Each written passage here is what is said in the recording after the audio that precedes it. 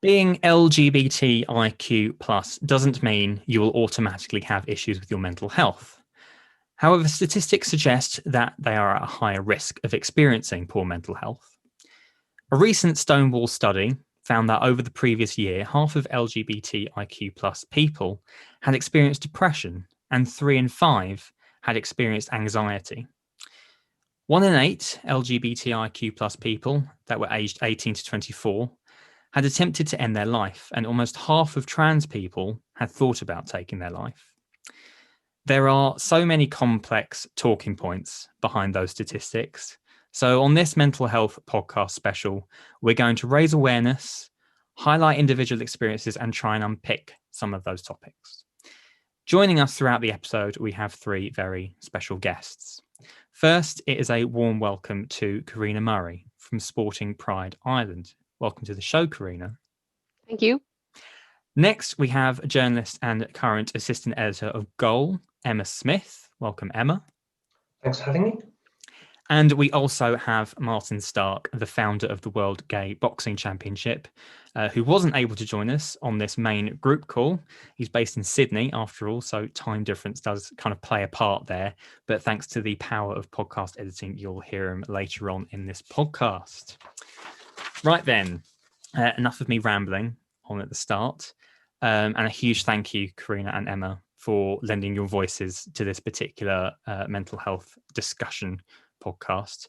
Lots of points that I'm sure we're going to get to at various stages throughout the episode as well. But shall I start off with essentially digging into your own personal stories and your own experiences before I throw open to a wider discussion on some of the issues that we can pick apart. Karina, if I begin with you, can you just take us through what I'm essentially calling your coming out journey? Because seeing like-minded people, I gather, played a large part in you being able to come out. Yeah, it definitely did. So I suppose I began to realise my sexuality probably around the age of 12 or 13. So in Ireland, I'd have been transitioning from primary school into secondary school.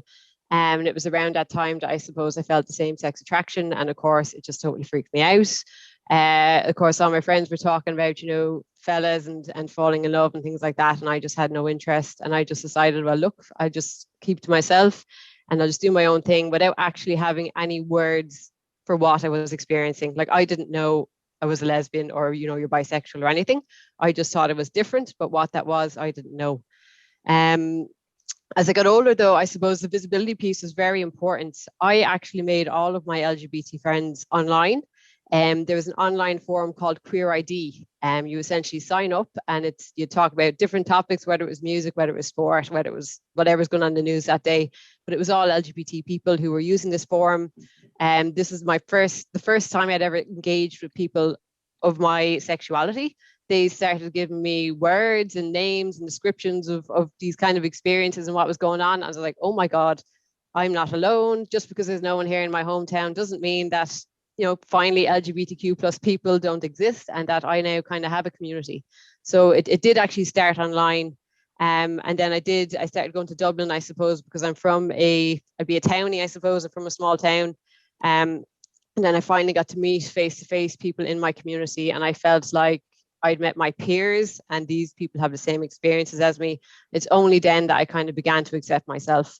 And I suppose, that teenage struggle really was a very difficult time for me. But then my late teens, early 20s, it really picked up. And it's only because I found my community eventually, Those teenage struggles that you mentioned, was that feeling alone part of it? That was, I suppose, one of the main struggles behind it all. It was definitely loneliness and uncertainty about my future. And I suppose what was the difference? As I said, I'm in my 30s now, so it wasn't so visual. Like, I didn't have social media. I didn't have people online until I found the Queer ID site. So it was definitely a loneliness and also a fear, because I suppose I would have been quite religious myself and came from a religious family.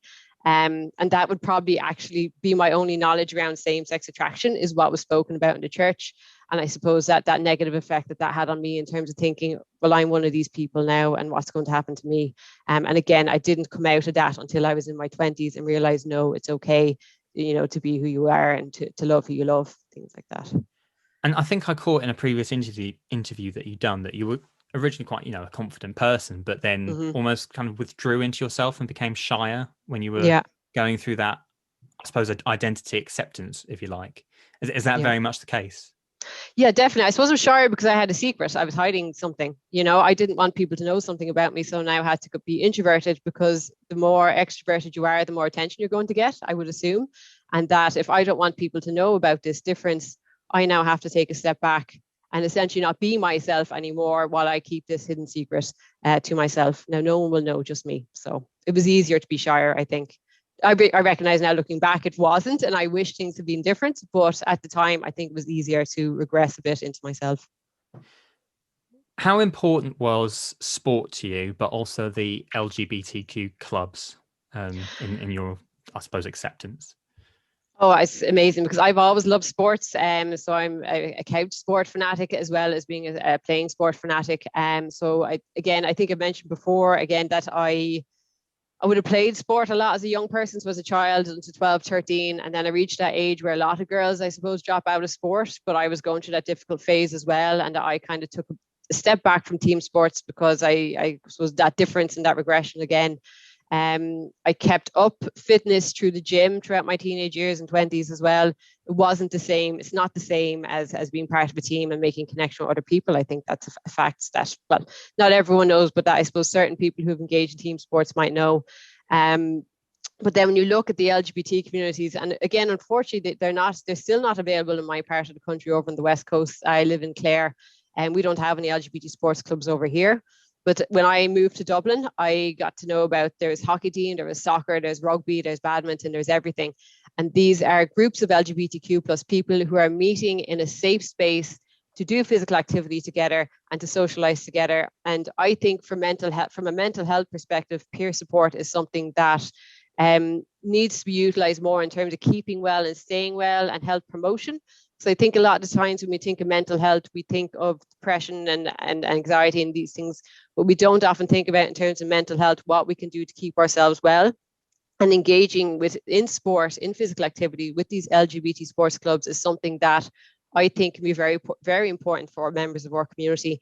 And that I suppose I would like to get that message out there to people who I suppose hesitate to take up sports with these very inclusive communities that you should really go outside your comfort zone and maybe give it a go because they have made a difference to me and I know they make a difference to other people at this time. Yeah, very well said. And something we mention so often on this podcast is how beneficial sport can be for your mental health. Something both me and Will, as the presenters on the show, know very, very well ourselves. I'll quickly touch on Sporting Pride Ireland now, because you mentioned there about some corners of Ireland haven't got these LGBTQ clubs to help people and help people come to terms with themselves. So, how did the organisation come about, and what's it trying to achieve?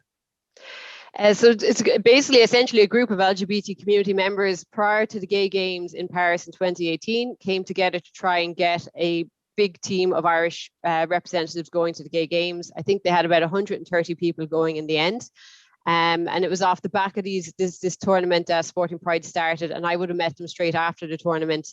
It was essentially the experience at the games of that inclusivity and that connectedness and the power of sport and everything like that. And that kind of brought us together to realize that this is something that, first of all, we want to bring to Ireland. We did talk about that straight away, even though it was very early days. But this is something that we don't have in Ireland. We don't have organizations like Pride Sports or Stonewall or Leap Sports in Scotland who are working, with Sport Ireland or they're working with the national governing bodies who are trying to make sport more inclusive, or they don't seem to recognize the importance of considering LGBT inclusion in sport and who's going to take that on. And I suppose that's where we decided Sporting Pride could come in. And I suppose since we got started, it's worked very successfully. We have great engagement with Sport Ireland. They have a diversity and inclusion officer named Helen McHugh, who's absolutely amazing. They are taking on a big piece of research at the moment. So they did an online survey, face-to-face interviews, and they're doing focus groups with members of our community around how to make sport more inclusive. And we're kind of heavily involved in that.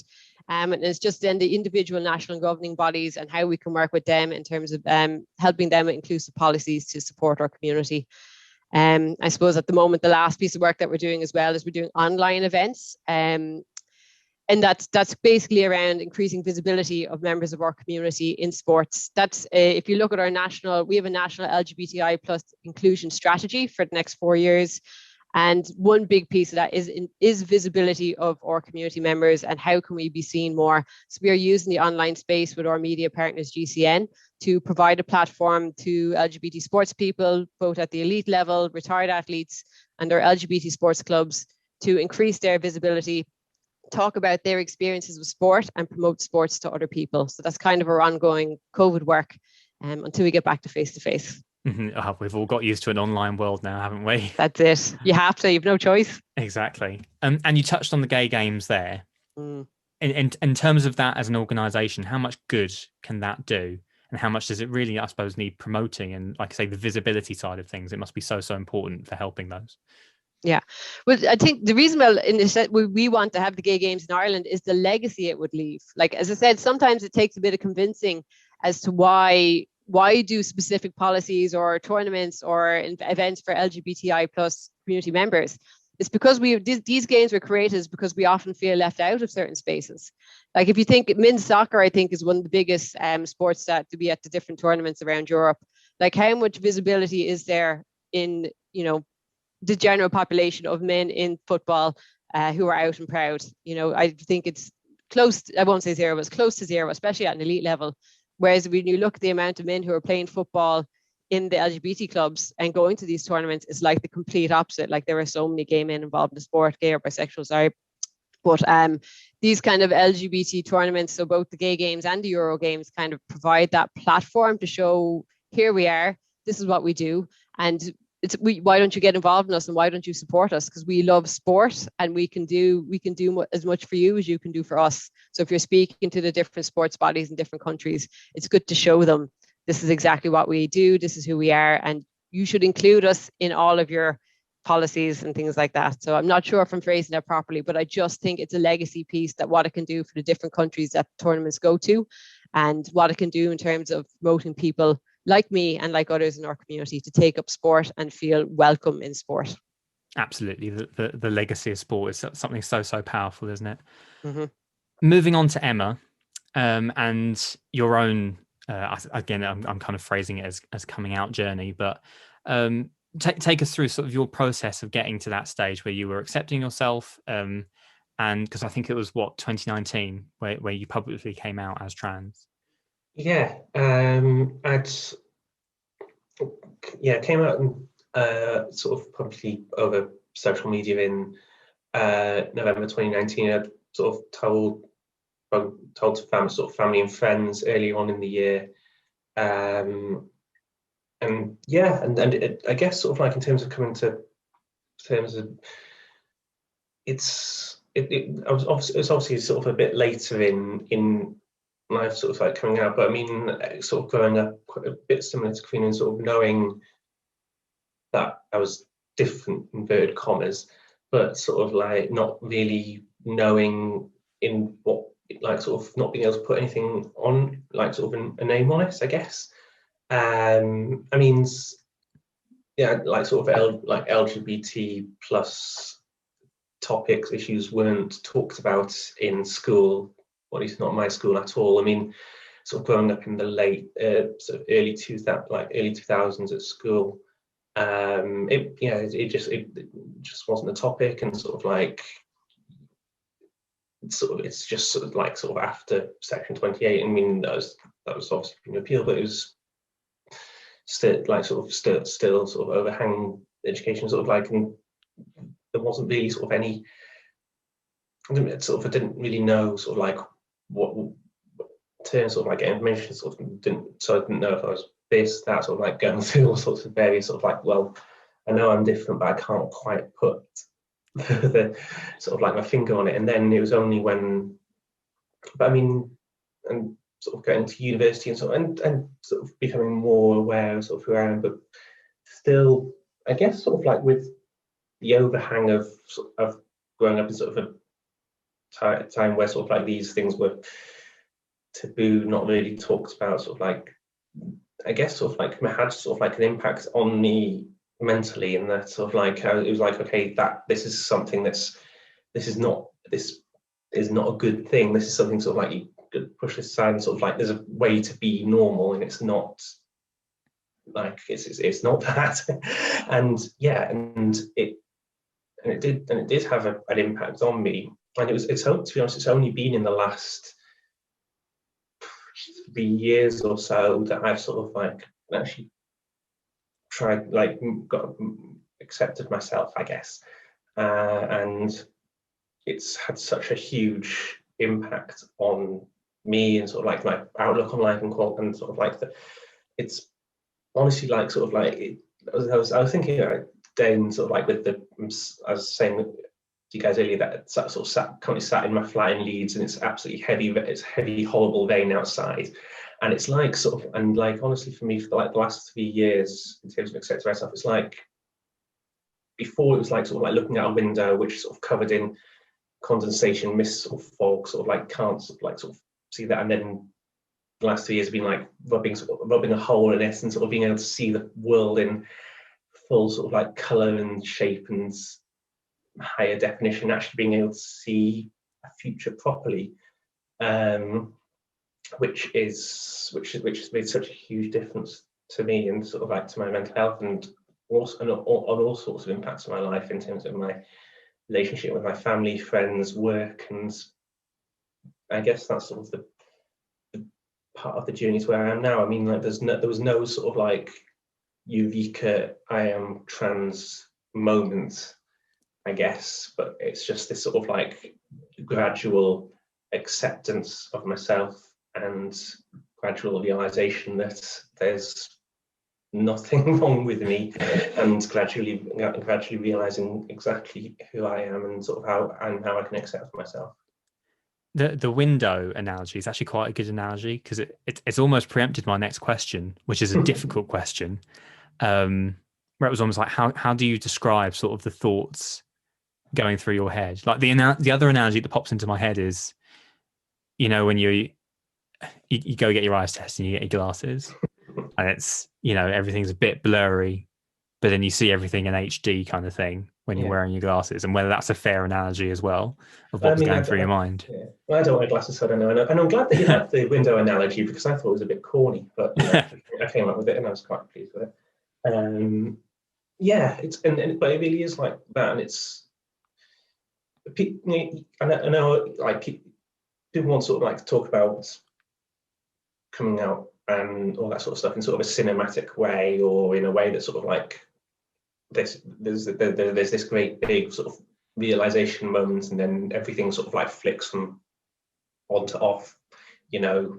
But it doesn't happen. It really doesn't happen like that. I mean, I came out as trans to like some friends and then family at the start of 2019, and then it wasn't until the end of 2019 that I came out. I felt I was in a position, partly through my own choices and partly through circumstance, where I came out sort of publicly. It's like it wasn't like sort of I am entire. Like it wasn't like an overnight switch. And for some people it is. Like I know people that like literally go in to work. I've gone into work one day as one person, then come in as their authentic self the next day, but it wasn't like that for me. And yeah, but it was a process, and I guess it's still an ongoing process, because transition takes a long time. But in terms of the acceptance of myself and in terms of my mental health, I'm in so much better position now than I was, like I say, about 3 years ago. It is like night and day. And that's, I suppose, one of the main themes that has come out is how every person's different. Everyone's got their own individual way of, you know, getting to the place that they're at now, or getting to a place where they're feeling happier with things and specifically better with their mental health.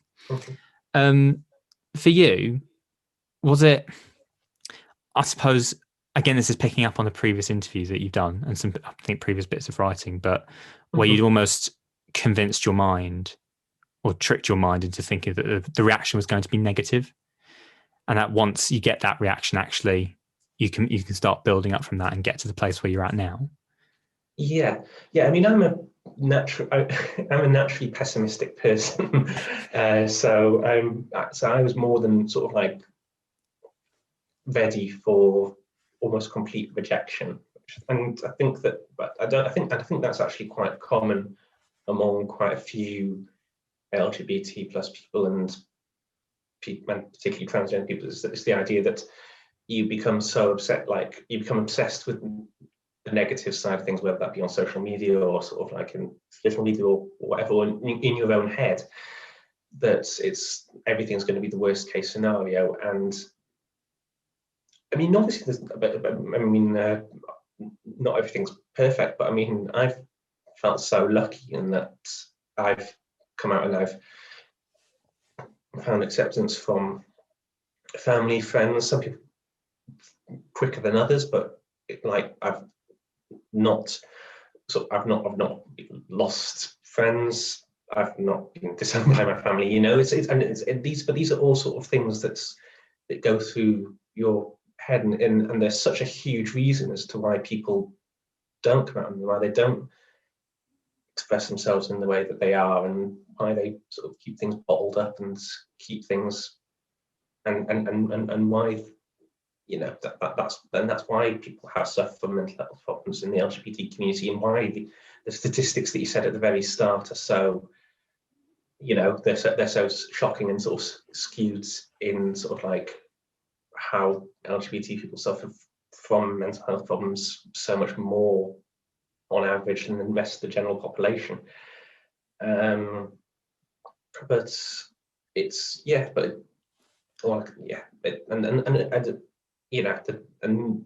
I think that there is obviously the issue, like people, and not everyone will be accepting, but the fact is that all I would say is that you have to be in a position within yourself where you feel ready to come out. You know, no one can force you, and and you should never feel as if, okay, I have to come out now because, you know, it has. But once you're ready to, it is so much like weight lifted off your shoulders that it's almost impossible to describe unless you've gone through it, and unless you have been able to lift that weight off your shoulders. It's almost impossible to describe how it feels, and then how it feels to have it lifted.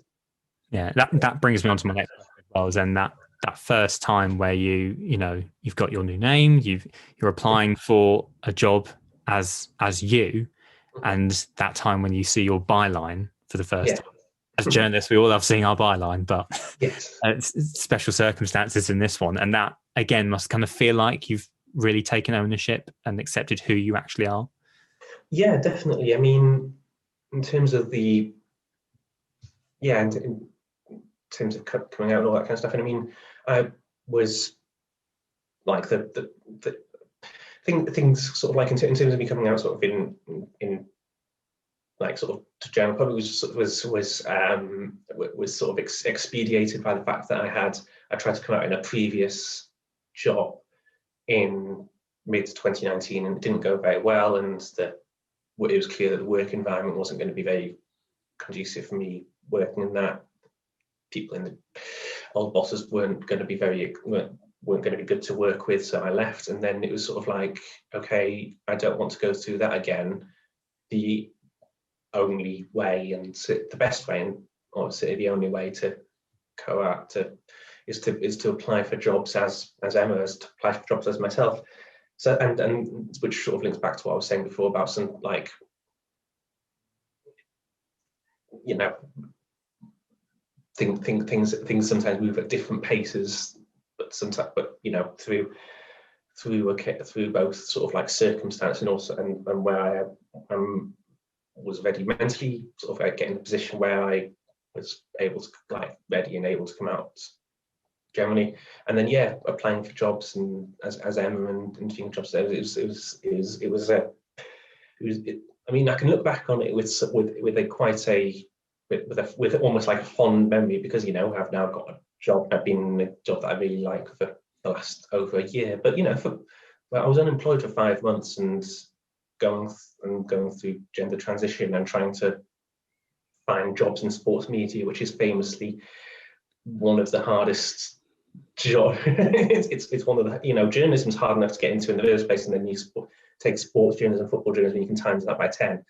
And yes, so looking back, it was like quite a tough time. It was tough on me, tough on my family, because obviously they're worried about me and worried about my mental health. And there were some very difficult times, sort of like between me and my parents, sort of like for all sorts of like sort of, you know, you can add the transition thing onto the job thing, and then it's all sort of, there's a lot going on. But then got the job at Goal, and my first day at Goals is, I look back on it very fondly, but it also happens to be the day that the first day of lockdown 1 in the UK. The 23rd of March 2020 it's not a very happy day for most of the UK apart from me. It was a great day, and then in terms of seeing the byline, the first article that I wrote and seeing that sort of like with my actual name that I love on it, and putting that out on social media under the accounts that I have under my own name, which I love, that was it was a euphoric moment, and obviously it's very personal, weirdly sort of personal and public, but yeah, it was such a great moment. Yeah, exactly. And in terms of lockdown as well, my current role, the website launched on the 17th of March, which was the first day of working from home. So I can certainly relate to that in some ways. Exactly. My final question for you before we move on is essentially, how are you now? Because you mentioned earlier on about sort of still, getting there, still gradually building up who you are. Is there a way to kind of describe how you are now relative to where you were? Oh, well, like I say, I think because in terms, I feel like I'm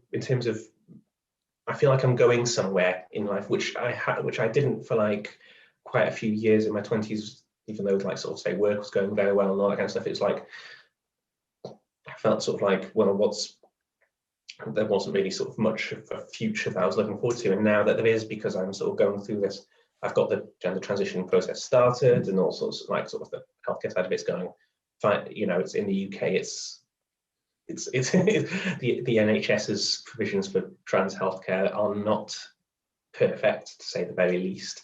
So you could do a whole other podcast about that, but it's but I am actually in the process of getting somewhere. And also in terms of the lockdown, obviously I moved to Leeds, and it was first time in a new job as Emma, and in a new sort of like city as myself.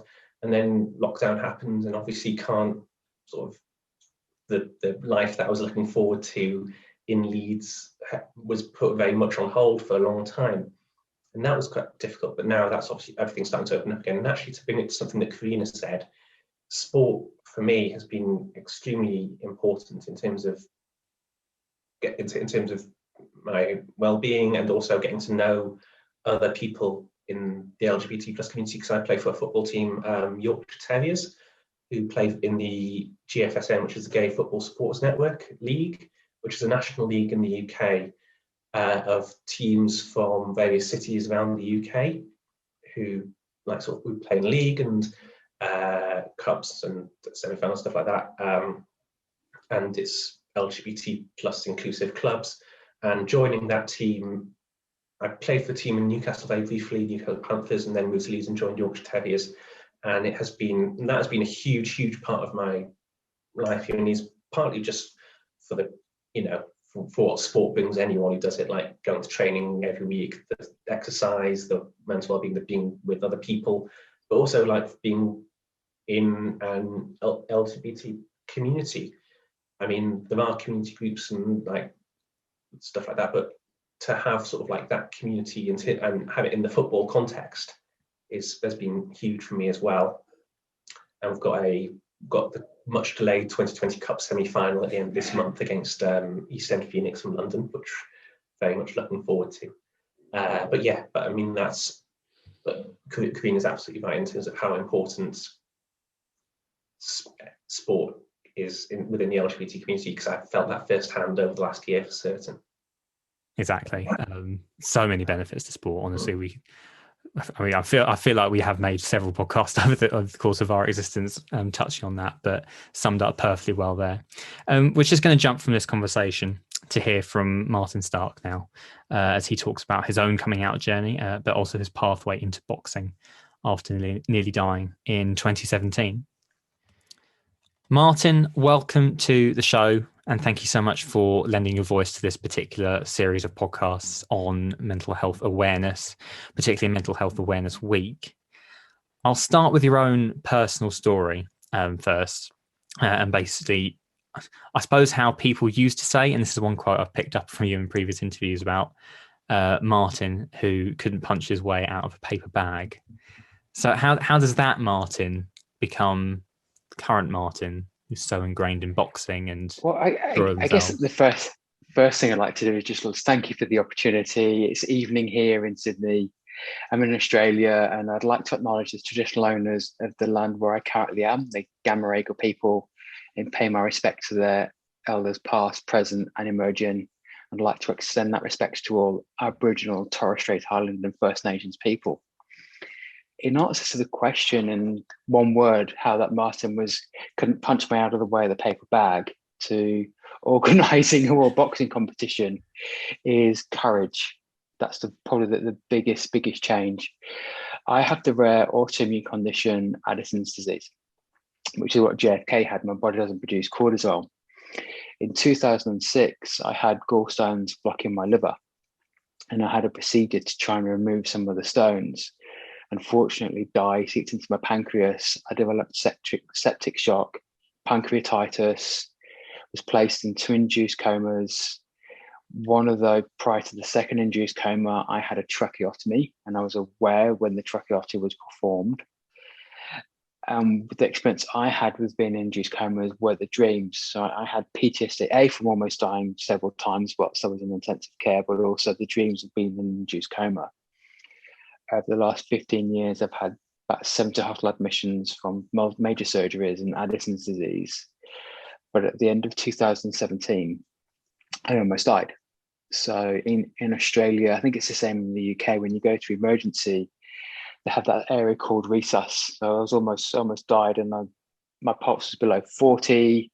You can imagine what's going through my mind was, I know the next stage for this is I'm back in that induced coma. That would be the only thing that would basically keep. Luckily, I had great medical attention, but I had a bit of PTSD. So to overcome that, I approached my local martial arts centre, a few self-defence classes, and the second class just happened to be boxing. I was always the last one to be picked at school sports for things like soccer and all those other games. I'm a gay guy, can't throw a catch. I was good at swimming and athletics. But boxing was never something I would even contemplate, but I found I could do boxing, had a few more lessons, and just continued the journey. And through that became the person I am today. And putting it down to that instant where you nearly died back in 2017, massive thing for anyone to go through, just to be faced with that. Is that where you mentioned the courage side of thing, but was that sort of bring out a whole new side to you, where it's kind of, now or never type thing? Yeah. I'm the type, I used to describe it, I was somebody who was confident part of the time.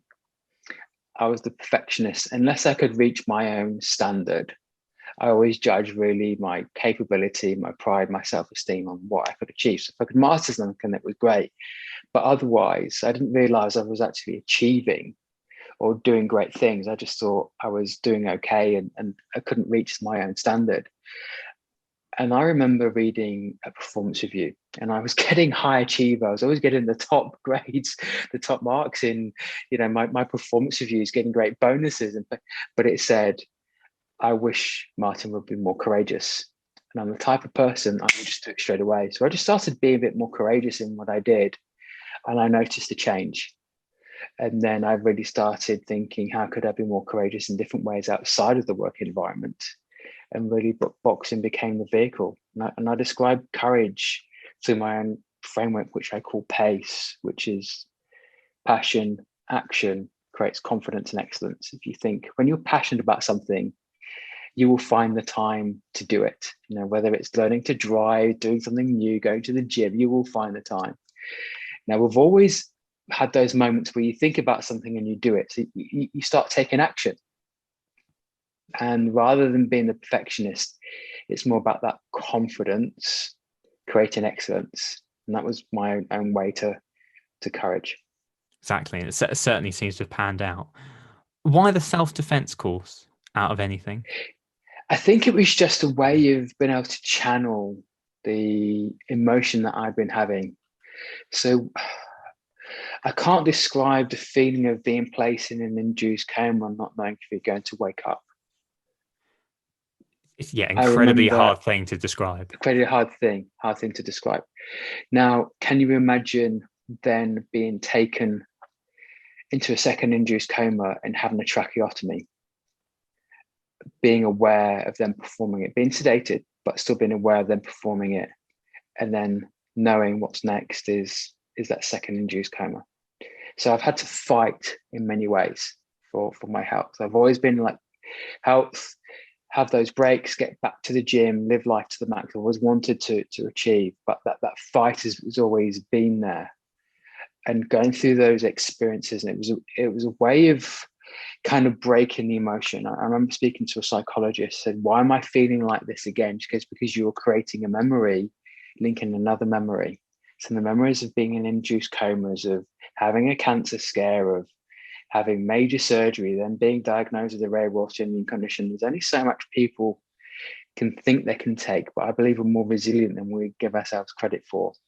So that the fight, it wasn't to actually learn, it was just to do something different. And I discovered a new passion.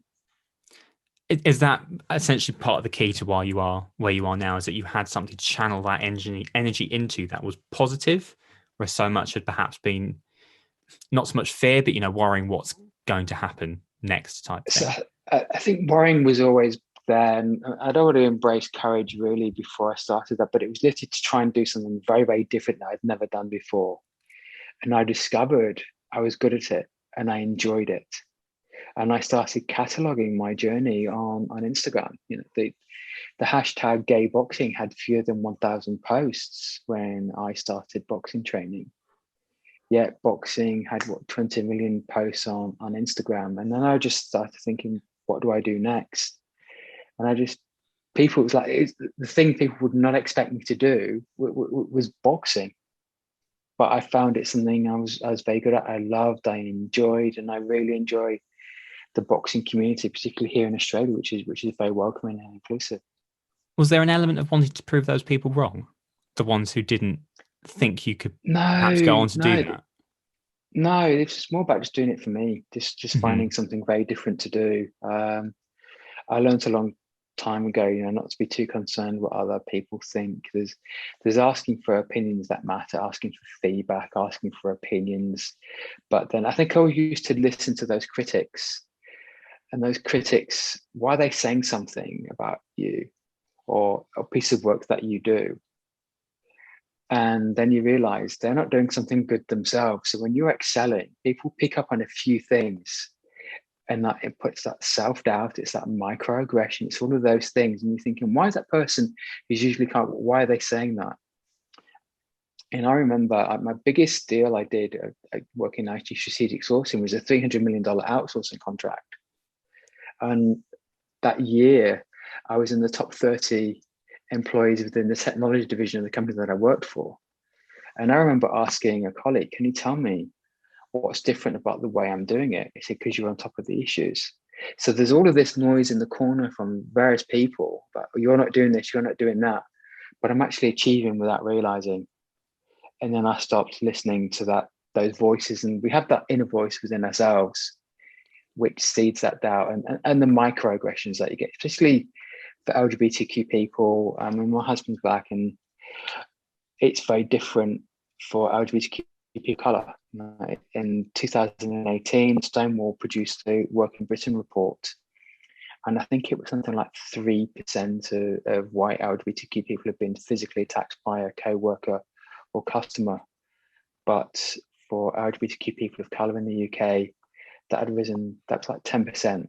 So basically, if as a white privilege means I have a third chance less of being physically attacked just because of the color of my skin. And I think often we don't always listen to different voices. We only hear like the perspective of a few people. But I believe we need to open up and to listen to other people tell their story. And that's what I started to do, is I started to listen to my own voice rather than just the negative voice that other people who really wanted to put me down rather than propel me forward. Mm-hmm. And that brings me on to, I suppose, life growing up, if you like, and coming to accept yourself. And it's a story. It's not necessarily just with people from an LGBTQ background, but I've heard so many stories about sort of that nagging self-doubt, like you were talking about in the corner, and occasionally it holding back people. And suddenly the switch happens when they just believe in themselves and stop listening to like the outside noise, like you were talking about there. Is that very much sort of your journey from a younger age, is just coming to terms with that, accepting yourself for who you are, and ultimately doing things for yourself rather than others? So, I mean, I came out at the age of 27. I should have come out a few years earlier. Everybody has their own journey. Now, one thing that is great is we've got more advanced rights now than we ever had. I think the UK has decriminalised male homosexuality in 1967, but it took until the 1990s till they even lowered the age of consent down to 18. I think that was 1993. So I remember the first representation of gay men on television was Colin and Barry on EastEnders. I remember when there was a kiss on the cheek and it was national outrage. So the culture was very different then, very less accepting. Then there was Section 28, that horrible law that said basically teachers could not help gay students. It kept people in the closet. So the environment was very different then, very, very different. So you sense the environment, and then for me, I just didn't feel comfortable opening up and acknowledging who I was until a later age. But we all have our own journey. I mean, I feared coming out, but the experience with my family was the exact opposite. Very welcoming, very accepting. But we have to define our own pathway and work out what we want to do. And it's what we're talking about earlier, whether you're going to listen to those other people, or do you really want to do something for yourself? I sometimes describe it as being selfish and generous, because I believe we should be purposeful and give back. But you do something for yourself, but you create an opportunity for somebody else. Now, coming out of the closet is the most selfless thing you will do, because you are telling your family, your friends, who you are. For all of those years you've been hiding and fearing, and it's fear. It's absolute fear for many people, being rejected. Some people don't even make it. Some people end their lives before they even come out of the closet. Like you say, you sum that up really well with this selfishly generous phrase there. And did it feel like a massive weight off your shoulders when you did eventually come out? I think I was just ready, and it was just my own journey. I lived in Australia for a few years, so we were able to explore sexuality and just making that self-determination for me, and thinking, look, this is who I am, and now I'm ready. I think there was a lot of pressure on people to come out still. But I still think people should be respected, but it's about creating that environment where people can be accepted and can come out without fear and harassment. 20 years ago in the UK, it was very different. In 2000, it was in 1990 for LGBTQ people. But Section 28 was still law. There's only just over. It took 4 people to go to the European Court of Human Rights to get the ban on gay men and women serving in the military overturned. There's a lot of prejudice that people have had to fight against to secure rights. And it's we have in Sydney, we have the Gay and Lesbian Mardi Gras, which is a beautiful pride parade. You have Pride in London, but imagine people actually, that first Pride parade, it was about human rights. One of my favorite British films is Pride. If you think, I remember the mine strike in the 1980s, But if you think about it, was the gays and lesbians supporting the miners, helping the people in Wales, and then the National Union of Mine Workers joining a gay pride event in the 1980s and helping push forward LGBTQ equality at the Labour Party conference. You know, it's that solidarity. It's about people coming together, but prejudice is always there. Hatred is never far away. The 2019-20 FA Premier League season, reported homophobic incidents increased by 92%. Racist incidents increased by 53%. Don't think hate isn't far away. We live in a more tolerant, accepting society. Okay, so we'll bring it back to unpicking some of the issues, the talking points. And this is an incredibly broad question, and it feels a bit unfair to ask it, to be honest. And because the situation is so different across so many different sports. But how inclusive do we feel sport is right now? I suppose it depends on geography a lot of the time as well. If Karina, I'd fire that one at you first. Are we talking specifically for the LGBTI plus community, or Yes? You know, again, I think you could break it down like into even how inclusive is it for the lesbian community, the gay male community, the transgender community, because even though we're just, as I said, such a big community with so many different needs and so many different challenges, that, you know, as a lesbian, I suppose there in Ireland, I recently took part, the EGLSF asked me to take part in Lesbian Visibility Week and to name my lesbian superhero in sports. And I had to do out a list, and I was like, who am I going to pick? Because there are so many high level athletes in Ireland who are lesbians, who are out and proud, and there's no secrets about it, that I had an easy choice. I already mentioned earlier about if you're a gay male player and you're asked the same question, that your choices would be limited. So, and then same if you're a transgender person in sport in terms of visibility. Again, who would you pick? I suppose you obviously know people, but you definitely don't have the same level of choices. So depending on where you are in the LGBTI plus community, there's going to be more visibility for you. And then when you look at that, you know, when you delve deeper, then that does tie back to inclusivity. Why are there not a lot of trans people visible in sport? Because sport is not very inclusive for members of the transgender community. I think I think things are getting a little bit better. As I mentioned, Sport Ireland are doing a piece of research on it, asking community members what needs to be done, which is exactly how I think these kind of exercises need to work, that you need to reach out to the people you're targeting and ask them, how can we make it more inclusive for you? So that's I just think it's pretty inclusive for some people and not as inclusive for others within our community. And then again, you talked about geography. As I said, there's no LGBT sports clubs where I live now, so I don't have access to any LGBT sports clubs. It's as simple as that, unless I try and get something set up as the restrictions lift. But that does, in terms of barriers, then that does cause a barrier for me if I want to play sports with my peers. And I do just feel, you know, I can't explain it, but I do just feel this drive to play sports with people in the LGBTI plus community more than I would with a regular sports club. And it's a difficult one to name out. And then the other option, or the other benefit of the LGBT sports clubs in terms of inclusion, is that if you've never played a game of rugby before, you can still join the Emerald Warriors. If you don't know the rules, it doesn't matter. Same with the soccer clubs and the Pink Ladies hockeys and all this. You don't need to know how to play the sport in your 30s to rock up to the sports clubs and take it up. I know from my local soccer team, from the women's team, or, you know, the camogie team, which is the Irish sport, you know, it's not so easy to rock up if you haven't been playing, that these are teams been playing for years.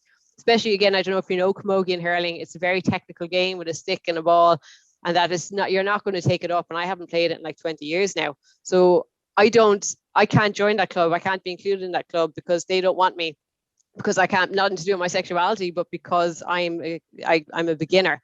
So you just kind of have to recognize the inclusivity piece there in terms of what the LGBT sports clubs offer versus your general population sports club, who don't always take on beginners. So yeah, I guess it's a difficult question to answer, but I do think a lot more work needs to be done in terms of visibility, and that I think it needs to be broken down into different. LGBTQIA plus community is too broad. You need to break it down into different sectors, and how do we make it more inclusive for this sector, and do it that way. That's something you go along with, Emma, specifically, I suppose, the importance of the visibility side of things. Yeah, I mean, in terms of it's so difficult. I mean, obviously, from a transgender perspective, you've got the issue in that so much of sport is gendered, and then you've got the whole sort of issue of transgender sort of people competing in the gender that they identify with, and then there's that whole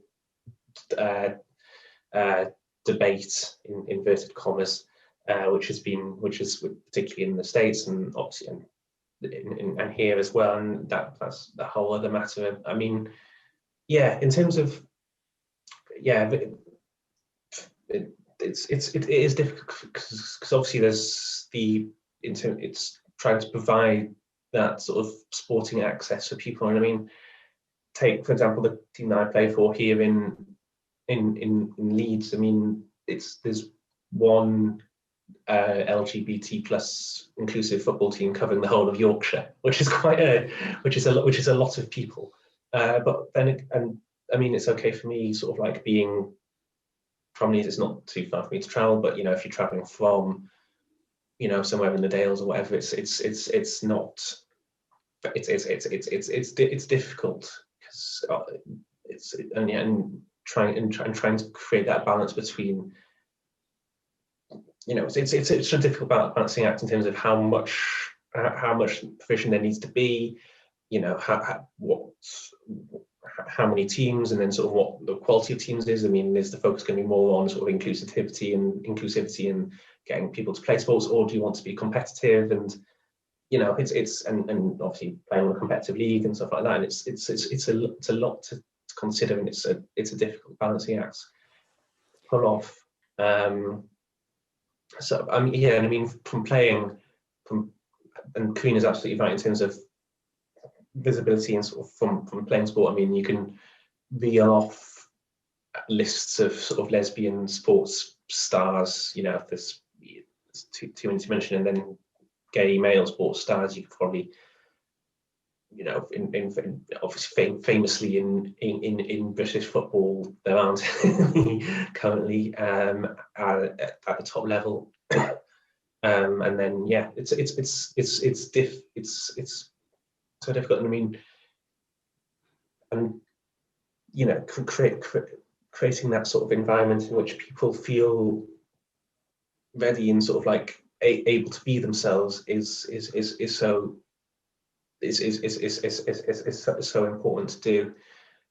And I think, and actually to look at it from how I often watch sport, which is from sort of the fan perspective, there are a lot of I've recently spoken to and done interviews with fan groups for LGBT plus fan groups for Premier League clubs, and there's a lot of good work that they're attempting to do in terms of going to watch sport, we're going to watch football, sort of a less intimidating and daunting prospect for people. I mean, like it's yeah, you know, people want to go and watch sport without sort of like feeling uncomfortable, without feeling sort of like as if there's going to be trouble. And I mean, and from speaking to those fan groups, most clubs are attempting to, professional clubs are making at least some sort of attempt to encourage more fans of from a greater sort of like background and spectrum, and you know, make people more welcome at the grounds. And I think that actually a lot of it has to come from the players, both in terms of creating a positive atmosphere and a welcoming sort of an atmosphere both for fellow players and for fans. And you speak, and for example, when a footballer, whoever comes out and says, yes, our team is LGBT inclusive, we don't have any problems with any, and we wouldn't have a problem with any gay players in our team, that creates such an important message. Like speaking to the fans of Liverpool, for example, when Jordan Henderson came out and said, look, being like we accept being gay should not be an issue in football, whether as a player or as a fan, and that sort of thing creates such a big difference, because then you by speaking out, they sort of like lift that. It lifts that sort of that idea that being LGBT is somehow taboo. It's somehow something that can't be talked about or shouldn't be talked about. And if players are able to do that, then that creates a pathway to just greater acceptance and a better atmosphere for people as fans or as players or as whoever to be involved, to feel like that the sport has a place for them. That it makes me think automatically to social media, because it's something that we've inevitably talked about on pretty much all of these mental health awareness episodes. It plays such a massive part in all of our lives, particularly right now when a lot of our lives are online and virtual, and it's essentially what we've got to still try and connect with people when we have had to stay shut in our own homes for a large part of the year. And bearing in mind we're recording this 1 week on from the social media boycott that a lot of football authorities and a lot of other sports took part in last weekend with regards to abuse and things like that. How do we see the state of social media right now, particularly maybe homing in on the homophobia, transphobia side of things, the atmosphere that you alluded to, Emma, and making sure the atmosphere is welcoming? Where are we at with that? How much work do we still need to do, or how much work still needs to go into making somewhere like that a welcoming environment for people? Karina, I fire another big question at you first. It's okay. God, yeah, I think a much higher level of regulation is needed. I can give an example. Just recently, I don't have her name now, the transgender Olympic weightlifter who recently potentially qualified for Japan. It was in, do you know? Yeah, Lowell Hubbard. Yeah. Yes, and I saw that tweeted a number of times on social media, which is fantastic. But I dared not read the comments, because I know that people can write whatever they want on that about that person and have absolutely no consequences for their actions whatsoever. And from reading the few interviews I read with her, she seems like a really quiet, maybe introverted person who does not want any attention. But because the policies or inclusion of transgender people in sport hasn't been put to the forefront over the last few years, she is now essentially going to be used as a punching bag on social media, and especially if she goes to the Olympics, if they go ahead, that she will be held up as an example, first of all, from our perspective as a role model, but she will get, without a doubt, a truckload of abuse over the next couple of months. And that's the sad reality of it. There's no point in denying it's going to go any other way. And that is a sad point of social media, is that it can be used to abuse people. And of course, if we're talking about mental health, you don't have to be, a famous athlete to get that abuse. You can just tweet the wrong thing one day and you are suddenly on the naughty list. And then, that the effect that has, there's no point in saying, well, I don't care what someone on social media says about me. They don't know me, because you do. You get upset by it. So I think that there's major problems there. And I think it needs to come from a higher level, a higher authority in terms of what needs to be done there to support people. Because when you leave it to the individual, it's difficult. So it's always like, regulate your own social media use. Don't go on social media, but we all know it's addictive. We all know that you get dopamine hits and things like that from going on it repeatedly, and that's why you pick up your phone all the time. We all know that it's so smart that if you've been looking up articles on, hacking your sleep or whatever, that it's going to throw more articles on similar topics or the same topics back up at you and stuff like that, or you'll suggest people to follow that are, related to topics that you've been looking at. So I think it's very smart, it's unregulated, and a lot needs to be done there in terms of mental health. It needs to be start trying out more positive mental health focused ideas in how we're going to manage it. And as I said, I do my best. I actually have my little phone here. I have an old, you won't see it on the podcast, an old Nokia that I bought at the start of it's retro lockdown. Everyone, by the way. Retro Nokia 3210 or whatever it is. But because I can't actually, with my smartphone, just turn off my data or my Wi-Fi for an hour and say, I'm just going to put the phone in my pocket and not look at it. I can't do that. And I'm like, my God, I'm in my 30s and I can't control my phone use. And that's because of social media and what it has done to our brains. Like, I honestly believe that there's some science behind this. I've listened to it and heard about it, and that we are addicted in many ways to it, but we don't look at it as a problem. We look at it as harmless, although maybe not so much now. It is kind of getting more notoriety. And that is my way of trying to do my piece, by taking my SIM card and putting in a different phone. And then I leave my smartphone miles away from me. And I can tell you, it's a tip I would give to absolutely everybody, because you're not tempted when it's nowhere near you, and that you are still contactable, which is the excuse a lot of people use. Oh, what if someone needs to ring me?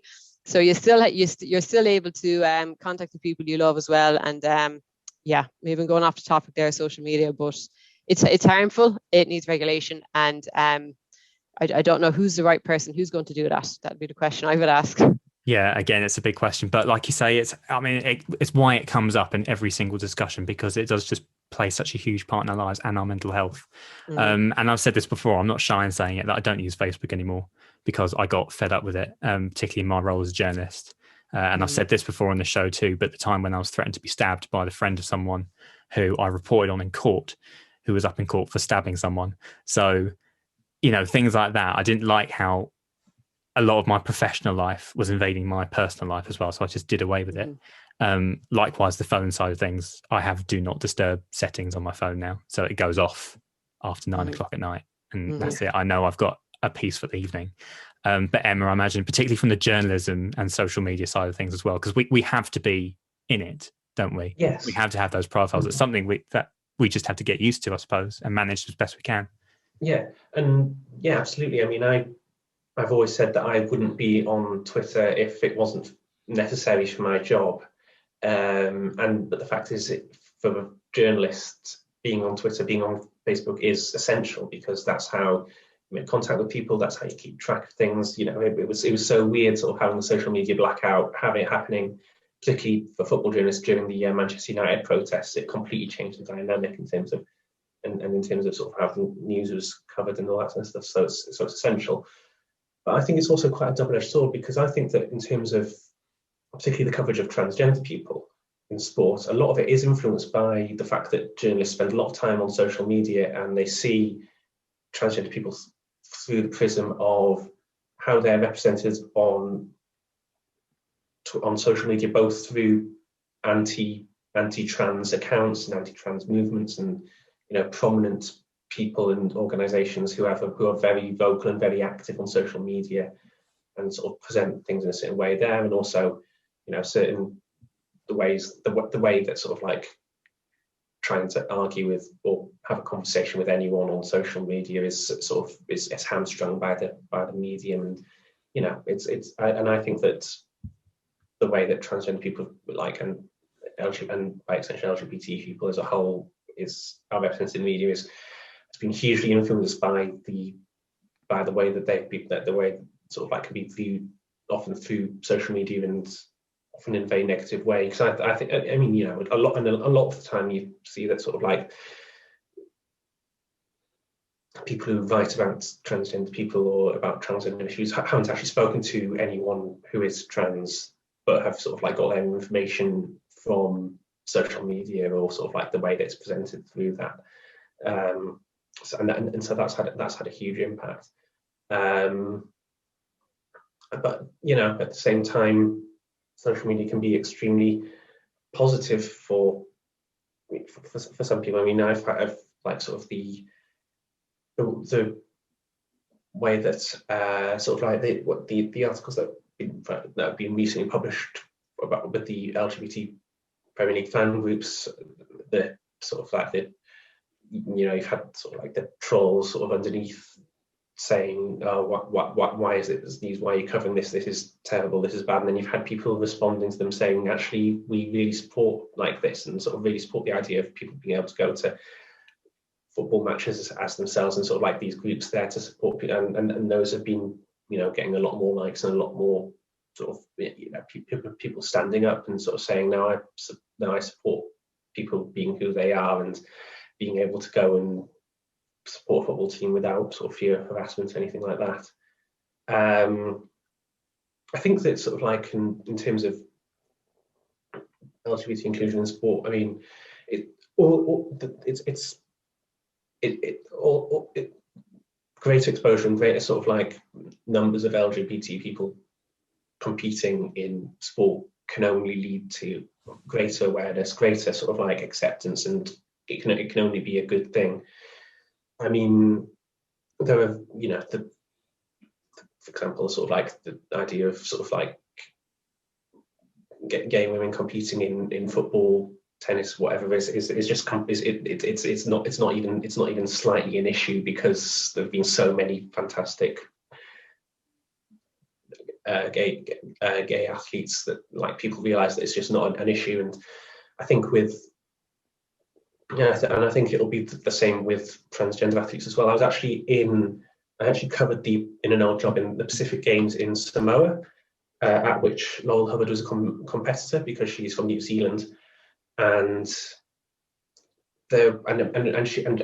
she won a couple of gold medals there in weightlifting, and you know, and the coverage that she got for her was actually quite, it was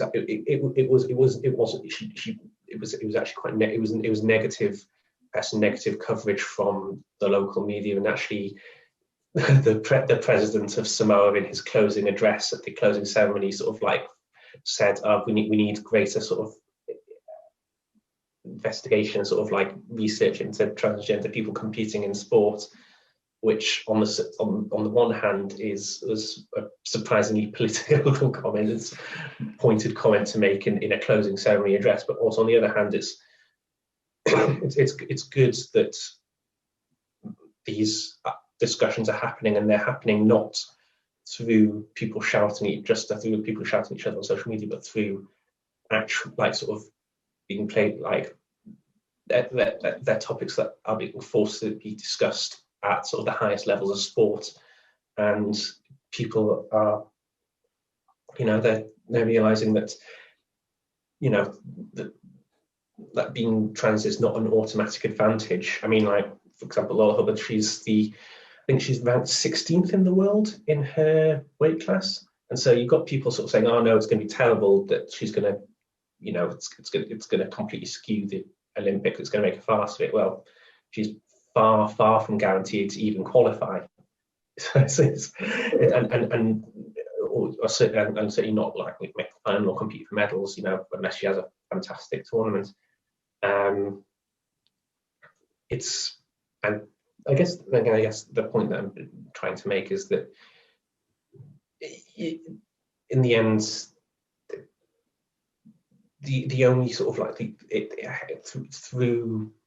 the only way that sort of like people grow to accept LGBT people in sport, transgender people in sport, is through them doing and competing and being visible in the sport. And you know, and the argument sort of like of social media, obviously that's a lead off point, but it's not going to be where things are decided.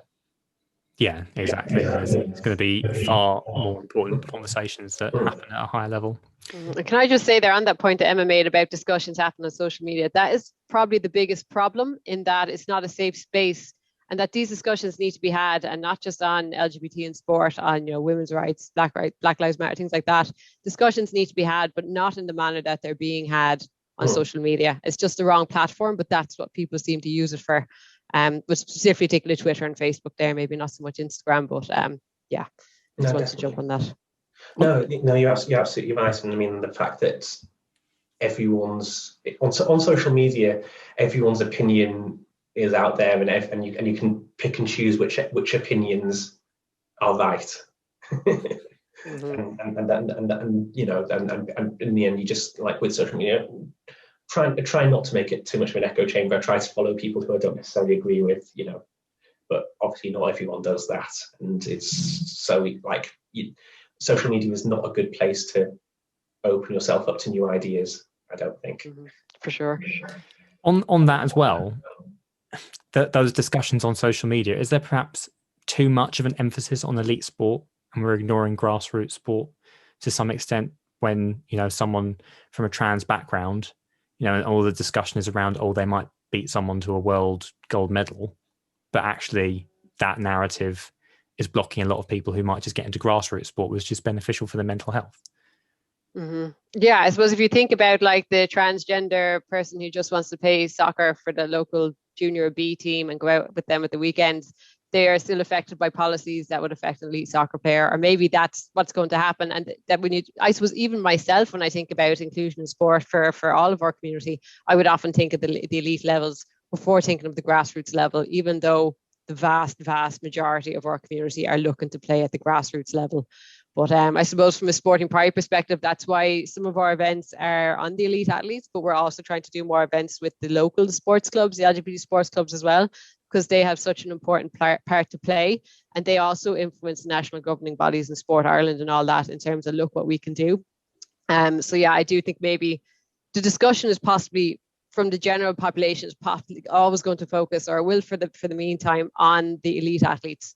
But I think in the long run, you need to take a larger look at our community and the fact that the vast majority of us, like myself, want to play sports outside of these LGBT clubs. And how do you make the local sports club more inclusive for me, and to make me feel safer, or just welcome, not safer or whatever, but rather than just looking at elite athletes in my community, and that having been the sole focus of policy and inclusion going forward. Definitely right. And I mean, you look at the sort of the grander population, then what population of that are LGBT playing people, like grander population, people who play sport, LGBT people who play sports, LGBT people who play sport at an elite level. And it's like that the policies are prime for people like sort of it, or particularly for transgender people, like prime for this number of people, but actually it impacts this number of people. And and I think it does put people off, because if you like sort of, for example, at the clubs I play for, there's a good there's about 100 people in the Facebook group, sort of like the players Facebook group. About 25 of them sort of like go to training with any sort of regularity, and there's 2 of us who are transgender, and it seems like I know that there probably aren't that many transgender people interested in football in Yorkshire, but I'm pretty sure there has to be more than 2. Or at least 2. And I think that people are, and I do think people do get put off by how negative a lot of the coverage of LGBT people in sport is, and particularly coverage of trans people in sport is, and that can and you don't. It's hard to put yourself out there. There's lots of mental blocks for that, and I think that if if more people are visible, and the more people say, okay, that there's no issue, just come along, play sport. It's what we want to do, is what you want to do. It's just it's the thing that we have in common. Come and do it, and the more people that are visible saying that, the better. Definitely, yeah. I think the focus a lot in the past has been on elite athletes, specifically because when you're a teenager and you're looking up to a group of people, like you'd love to see like a high level football player from Liverpool or whatever coming out publicly and being out and proud. But that's because a lot of young people who maybe grown up in the teams don't know about the LGBT sports clubs, and that there are actually people who are just like them who will never play for Liverpool, but who are playing soccer in an LGBT sports club. But historically, for me, that's why I didn't know about these clubs in Dublin growing up. But if I had seen an elite level athlete coming out, that would have been amazing to me, because I love sports. They're just like me. Therefore, I can be who I want to be. But yeah, it would be nicer if more people around the country knew about these LGBT sports clubs and the grassroots players. But again, that's difficult for a young person, say, growing up in my town, thinking, oh, that's great. They have clubs in Dublin and Cork and Belfast and places like that, but they still don't have anyone here for me. But it would still help in terms of just knowing that these people are playing sports, and I can get involved in this, and I can stay where I'm at and stay engaged in my sport, and it's safe for me. So yeah, I think a focus on both would be great, rather than such a high focus on elite. A balance would be nice. I'll move on to social media now, because it's something that, since we're on this topic anyway, and it's something that we've discussed on quite a few of these episodes so far, just how much the social media can have an impact on people's mental health, particularly if you're, I suppose, immersed in it so much, particularly in the pandemic world that we're all living in right now, and a lot of our lives are virtual at the moment. How do we see social media at the moment? Because it's got, like you say, it's got a lot of negatives to it, and it's so easy for people to spread that hatred and target individuals. But then it's trying to remember the positives as well, when you can get shrouded in so much negativity right now. I think it's applying a filter. The internet and social media are not always real life. You put your phone down, you go to your local coffee shop, you go to the gym, you have a conversation with a friend. To me, that's more meaningful than spending time arguing with somebody. I remember last year I was in hospital with Addison's disease. Out.com had published a story about me in boxing. And it was funny because, and I don't know why this guy who is supposedly straight, he is now like criticizing World Gay Boxing Championships, and we're exchanging. And like it was like having a conversation with the troll. After about the fourth exchange, this guy realized the person he is criticizing is me. Sums it up, doesn't it? So, and his tone changed. He's like, wow, it's you. And he said, you have that courage. And it comes back to that courage. Have the courage to switch off, to move away, block a troll. Don't give them the attention. I often have a strategy if I will engage maybe once or twice, but I want a troll to have the final word. I want a hater to have the final word, because it shows to me that I've moved on. I don't really care. But also they're in their own echo chamber. If that your final thought is hate, that's not a good place for anybody to be in. That I really like that message, actually, because so often people think we must have the final word type thing to win the argument type thing. But I suppose it's again courage, being courageous in yourself and knowing where you are individually to be able to walk away when needed. Yeah. One of the phrases I tell myself is let the negativity drive you. You know, if that person is saying that they're against this, I'm like, well, what's that person actually saying? It's a reflection on them. They're trying to make you feel worse so they can feel better. If somebody was being rude to you, abusing you in the street, would you just stand there and allow that person to continue, or would you walk away?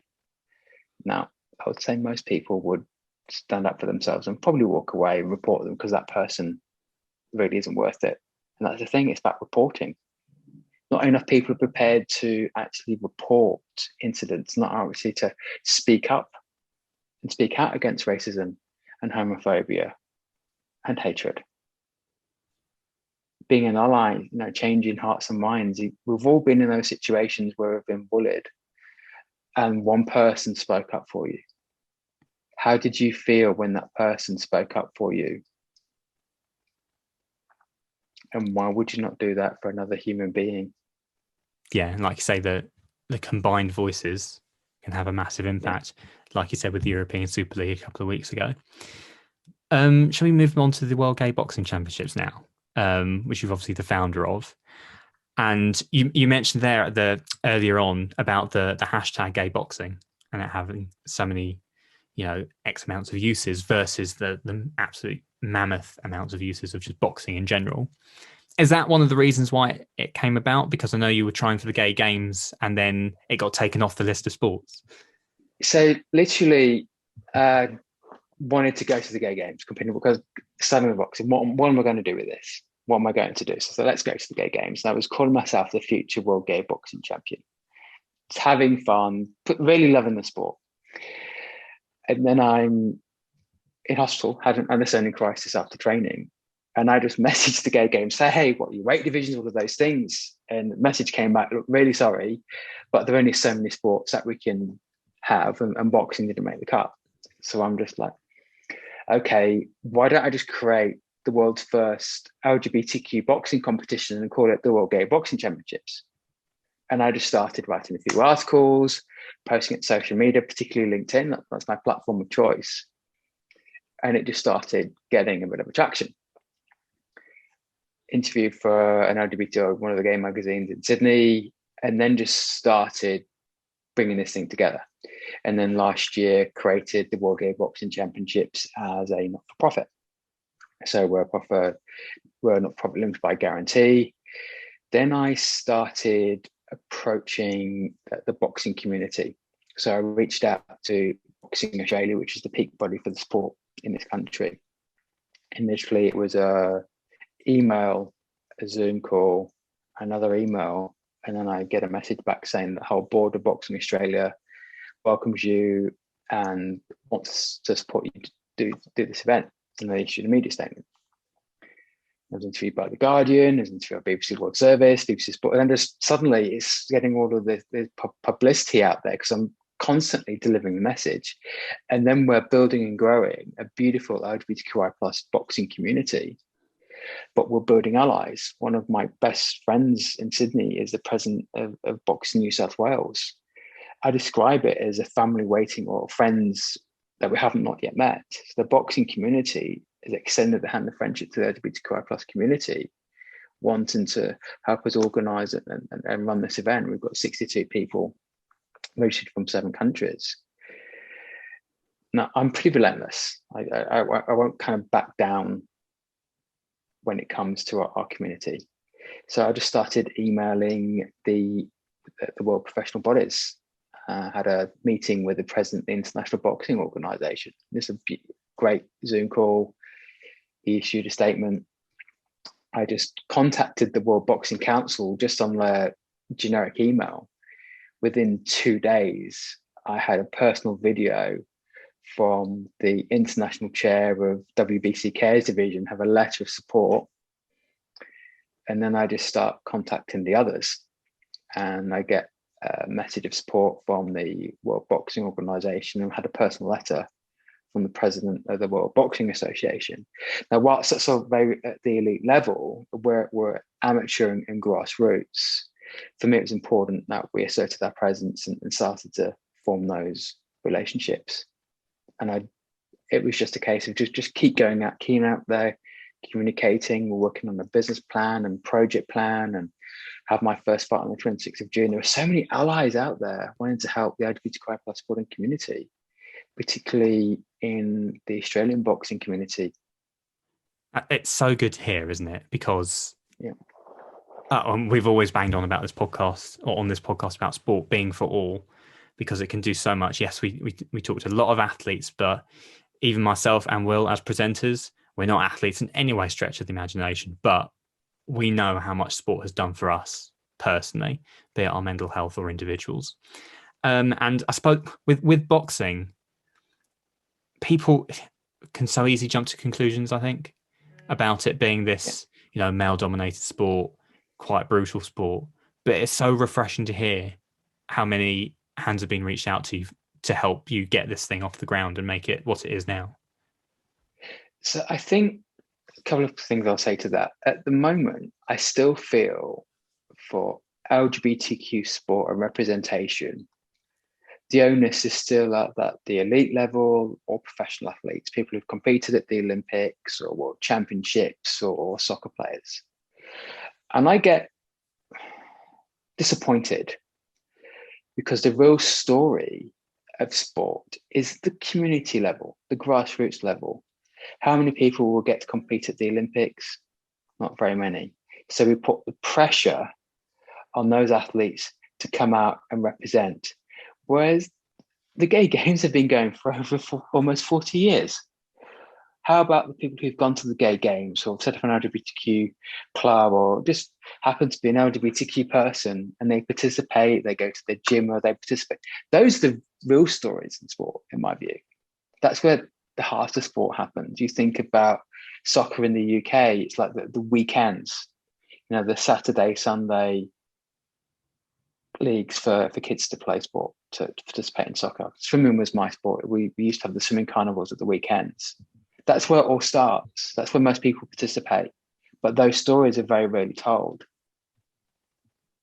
Yeah, like you say, the grassroots is essentially the heart of it all. And I always think back to one story we did on this show with David Simmons, who started a football team or took over a football team that was exclusively for refugees. And you think of all the individual stories of those players, And there's just so much there. But again, just summing up just what sport can do for individual people at that level, and it's so accessible to people who need it at the same time. What's the aim with the championships? Is there sort of an overall aim, or is it very much building it up and seeing how much it can flourish at this point? So my principal aim is, for the reason I set up the organisation, to no longer exist. We want to disrupt homophobia, transphobia, biphobia, interphobia, asophobia in sport. Doing that through disruption, inclusion and participation. I think there will always be a level of affinity sport. People want to be involved in LGBTQ sporting organisations, like with any particular community group. But I'd love that we've made a significant impact by the end of this decade, that the levels of homophobia and transphobia in sport has reduced significantly. In 2019, there was a study of 28 European countries, 5,500 LGBTQ participants. 90% of LGBTQ people consider homophobia, transphobia, etc. a problem in sport. Of those participants, 16% had experienced some kind of negative event because of their sexuality or gender identity. And of those 16%, 20% have been physically attacked. Gay men participate in team sports at half the rate of straight men, and they're 5 times more likely to attempt suicide.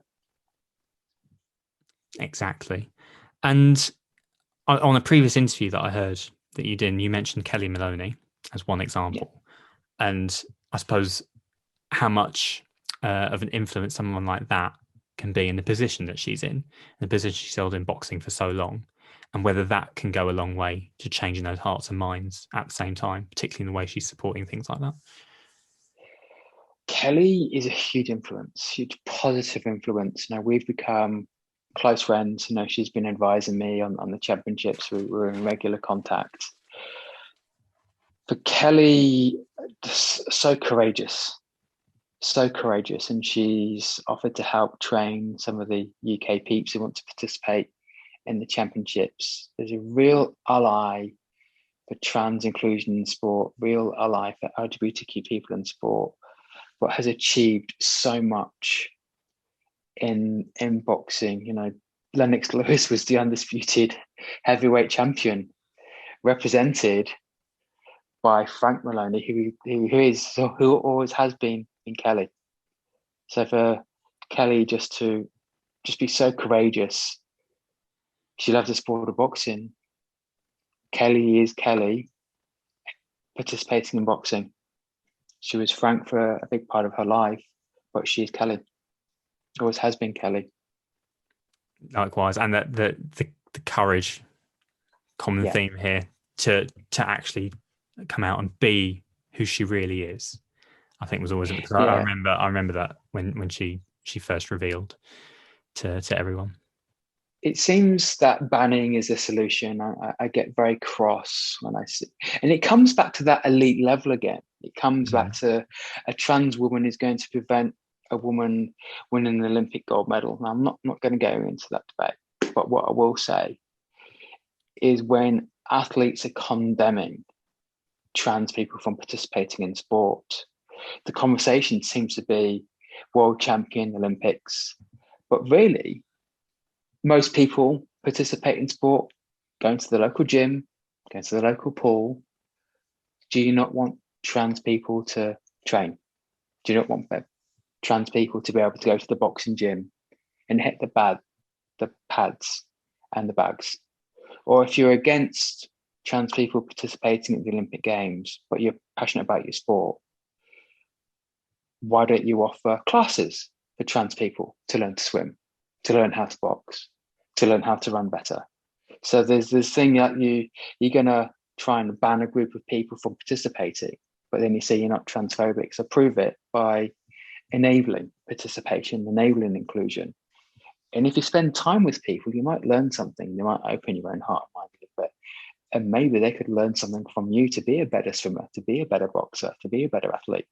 But I'm not seeing that. All I'm seeing is lots of complaints and lots of things around banning. I think about 20 US states are wanting to ban trans kids from participating in sport, and I think that's so cruel. Yeah, like you say, the grassroots side of things, it's so important, and we've always been so passionate about the importance of grassroots and how much good it can do. And on that note, sport in general and what it does for mental health, building that confidence in people, helping them become who they are. Is that very much how you feel with your life? Is that sport has just essentially helped you become who you are? Very, very much so. I did competitive swimming up to the age of 14 or 15, and I did swimming again at university.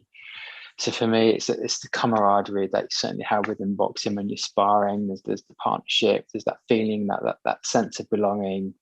Boxing is a great overall sport for your mental health and physical health. I can tell you, if you're feeling stressed, hitting a bag. You don't focus on hitting the person when you're stressed. You focus on hitting the bag. You're able to channel your thoughts and energy, and it's such a great cardiovascular workout too. So, but it's not just always about sport. It's finding that vehicle where you can have time for yourself and be you, be happy. I'm most reflective when I'm at the gym doing weights. I tend to think more creatively. We get so stressed in so many avenues of our life. It could be work, it could be that social media, it could be everything.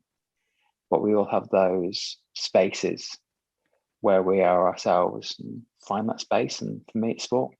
Yeah, likewise. I always say I went to university, I got a degree, but all the positives from my university time was the fencing club for me, and just the friends I made there, and it helped make me into the person I am today. Yeah. Considering the year and a bit that we've all had contending with the pandemic, and it's something that, again, has been highlighted quite a lot on these series of podcasts, is what it's done for mental health. Kind of largely in a damaging way, because we've obviously all had to be isolated in ways that we never really imagined that we would ever have to.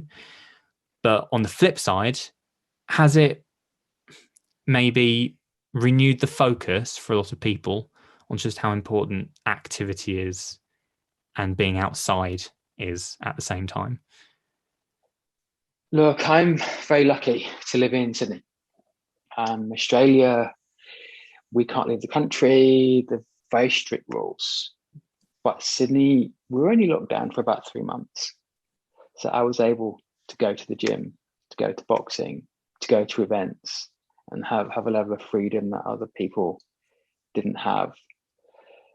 I feel that the world focused on the community. That's certainly the first part of last year. The world kind of came together. We supported each other and found ways of things that we enjoyed, playing the board games, the spending the time with the family. Zoom quizzes, all of those things were actually found a way we were able to connect.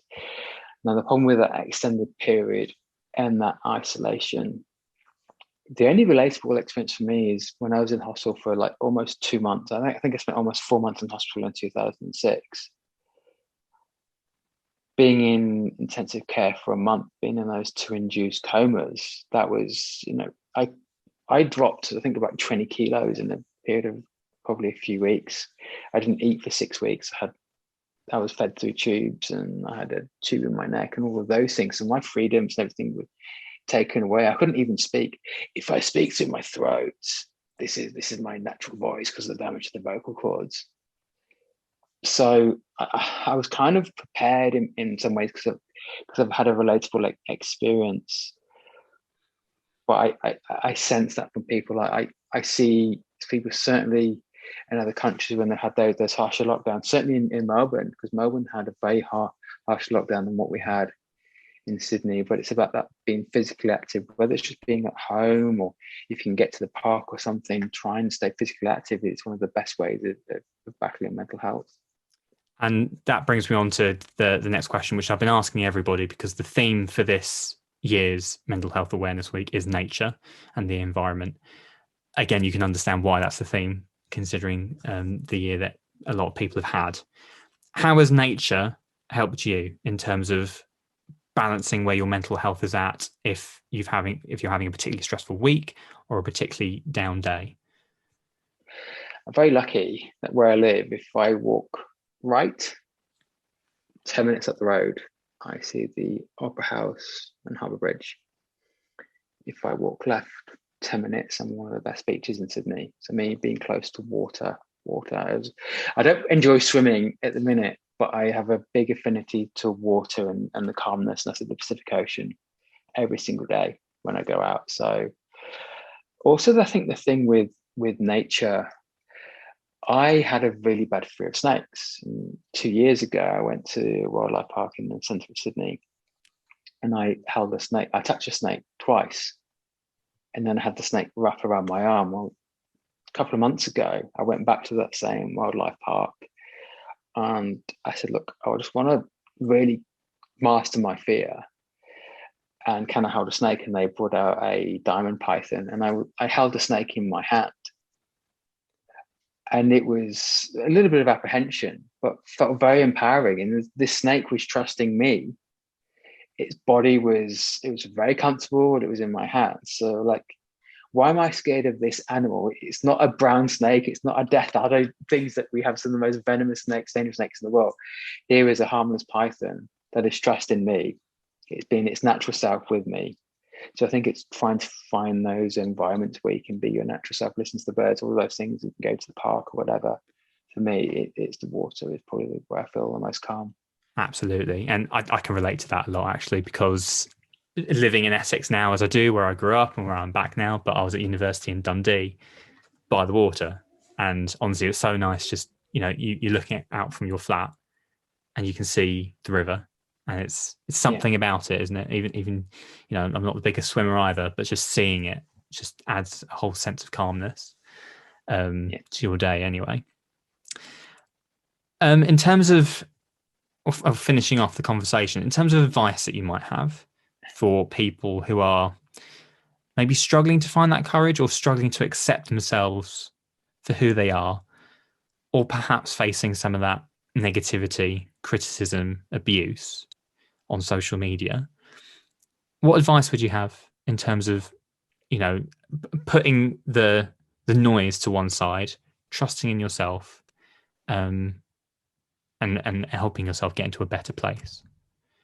So I use a strategy which I call the courage bank, which is those memories. Think about times you've been courageous. Think of those moments. If you go for a job interview, they ask you a situation where you achieved an outcome. You have all of those memories. Times you've done something. Fear is a great source of information. It can guide you into making the right decision. And part of that decision could be to stop doing something, to continue to do something, or to change something. To think about those moments, relatable experiences. Feel comfortable to walk away, move away from the situation, spend less time on social media, but also have the courage within yourself to be you and accept who you are, accept all of those flaws, accept every exam you have failed, everything you have done badly at, everything that you have made such a hash of has brought you to where you are right now. All of those bad moments, all of those failings, and where people said you've done the wrong thing, you are here right now. We think about the successes and how many exams you've passed, but think about those exams where you failed or you didn't get the grades or you didn't get this, but you're doing what you are doing right now through all of those experiences. Now, if you want to come out the closet, I always say make sure your physical and psychological safety is there, but it's your own journey to make, nobody else's journey to make. Exactly. And I really like the courage bank. I think that's a great message to put across. And like you say, the failures are just as important in making who you are as the successes. My final kind of talking points, if you like, before I wrap up this episode, and it's more floating it back onto your own individual experiences, really, with your mental health and coming to accept yourself. What do you think are the biggest lessons you've learned along the way from your own experiences? Karina, if I start with you. Probably a big piece around accepting yourself and personal acceptance. And this is the thing when I talk about this, and anything I say has already been said a million times, or for anyone listening that you've already read articles about these kind of different kind of important information, but it's kind of putting these things into practice is the hard bit. So self-acceptance is a big piece. So even out and proud when I'm in Dublin. It can actually be that bit more difficult when I'm back in Shannon. And there's, I have my friend Dave, who's an LGBTQ plus community member, but there's no community here, and that I'm not so comfortable being here. But then some days I'm like super out and proud, and other days I'm like, oh no, I'm the only gay in the village kind of stuff. So that acceptance piece for me is my mental health is in a much better space when I feel like I've accepted myself and know I am who I am.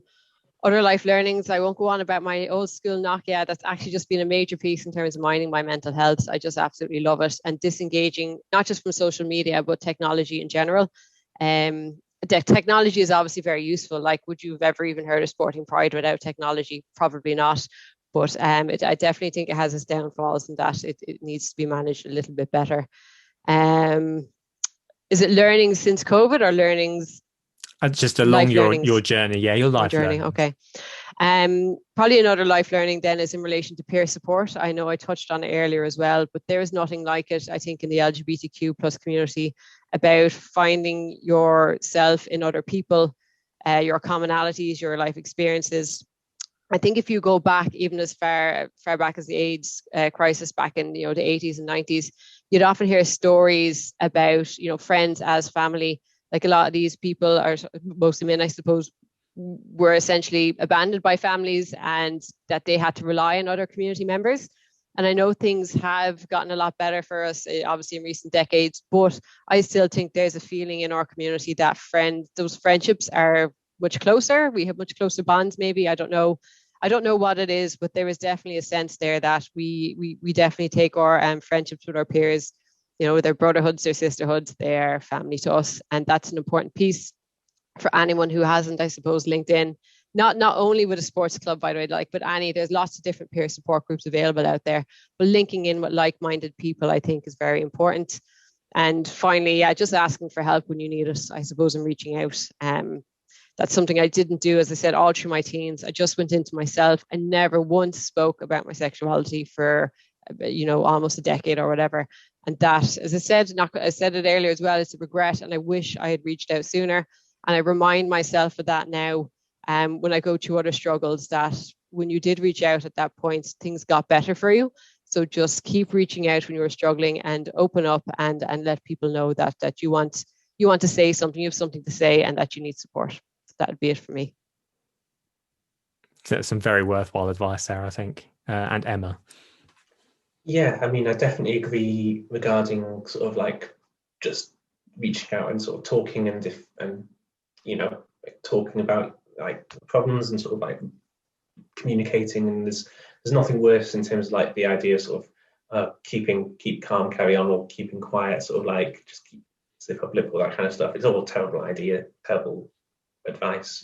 Talk, be open. Yeah, but it's so much better to be that way.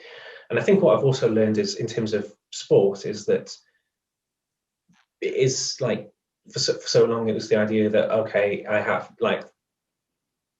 can either be LGBT or I can be involved in sport. Like they have to be separate. And it's, in fact, there's having the two together, and that is so much that is possible, and it's so much better to have it that way. And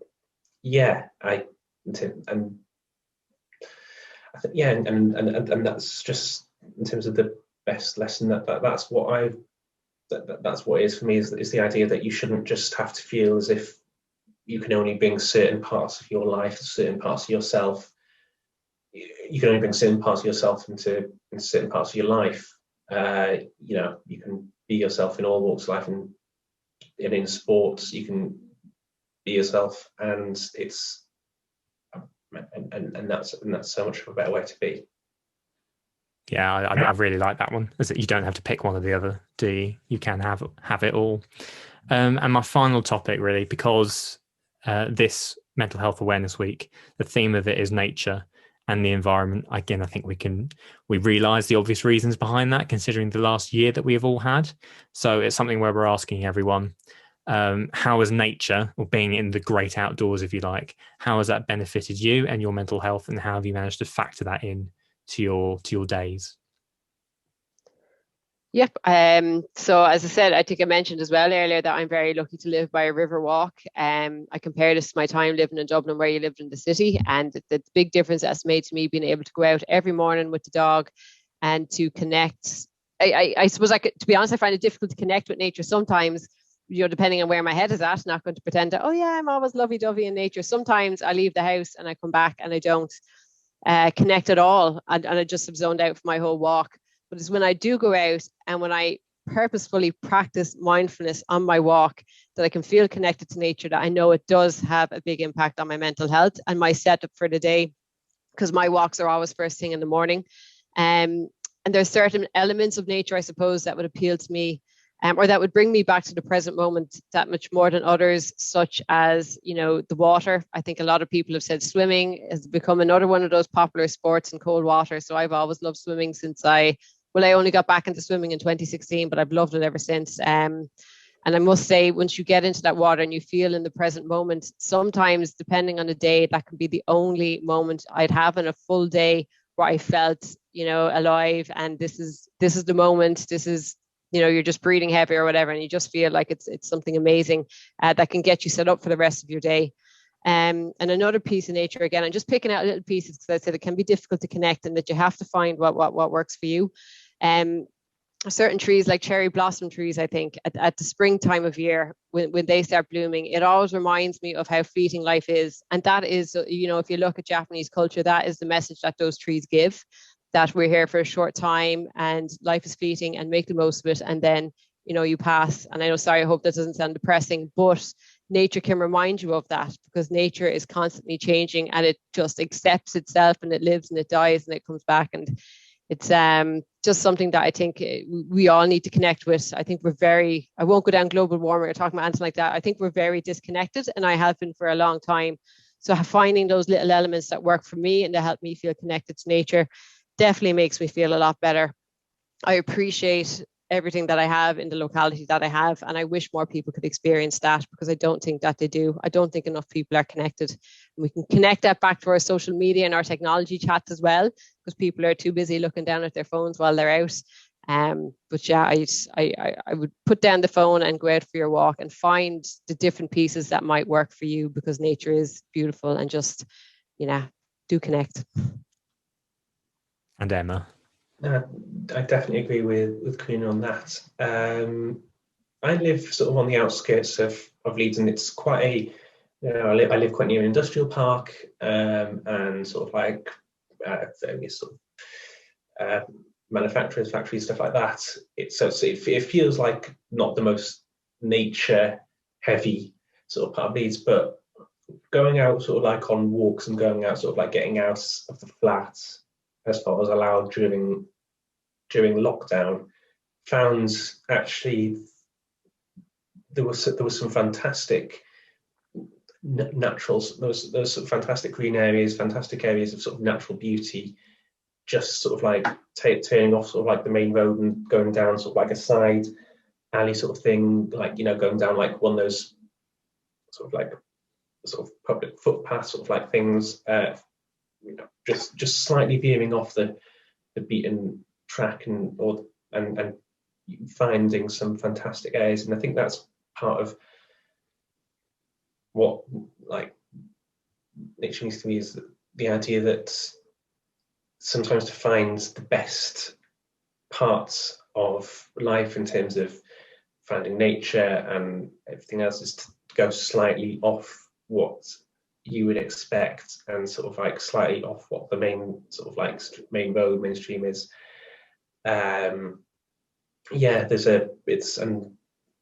It's just my favorite walk near where I live here in Leeds.